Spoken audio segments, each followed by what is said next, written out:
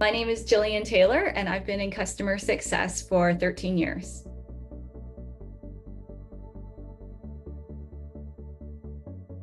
If you ask a vague question, you're going to get a vague answer. Be more specific about asking customers how they're using the product, or when they offer up a little bit of feedback, dig deeper into more specifically what they're trying to do. Is make sure to ask questions that, it sounds obvious, but that you don't already know the answer to, especially if you do longitudinal surveys.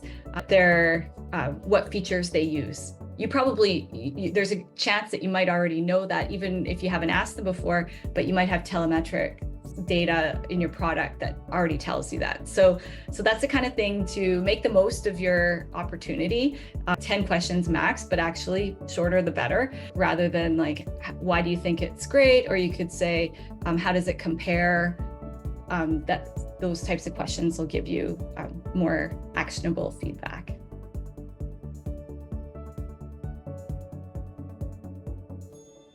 Kind of like the proactive and reactive, and then there's the more pointed surveys with a quantitative results, and then you can think of more qualitative too, like customer advisory boards or forums that you might have with customers, or if you have an event and you can get customers together at an event in person, that can be a different experience than having one-on-one Zoom calls, for example, or video calls.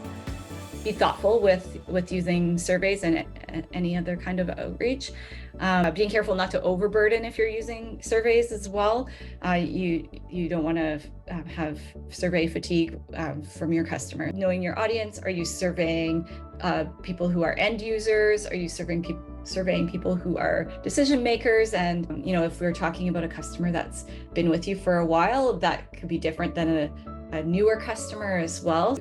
If you build trust with your customers and there's a bit of a relationship there, then that makes it easier for them to be conversational with you and give you feedback that is beyond the just, yeah, this is good, or this is bad, or yeah, we don't use that, or those very high level, not insightful bits of feedback.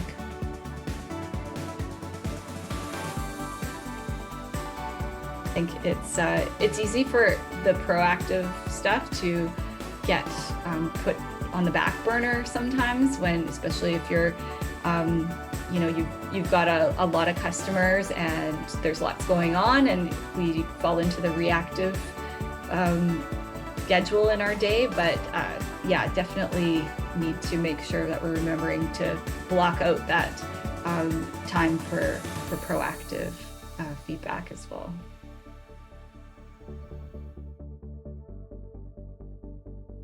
You've captured some feedback, and then you can go back to a customer and make it meaningful by asking them follow-up questions based on feedback that they gave in a different format. The support team is getting reactive feedback all the time, so actually leverage that and look for it. Maybe it's not I think CSMs, if you're preparing to have a meeting with a customer, then go seeking out that data or that feedback. That's really important, because then that can be your launch pad for what your conversation is when you ask your proactive feedback too.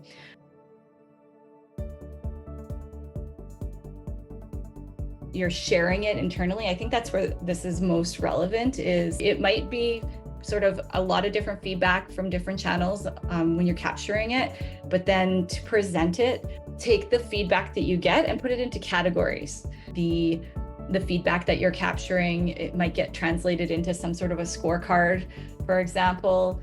There's different things that we do with the feedback. So to tell a story, if you want to capture this feedback and use it actually in more of a marketing use case on your company side, having real examples really makes the feedback relevant and more powerful, more memorable as well.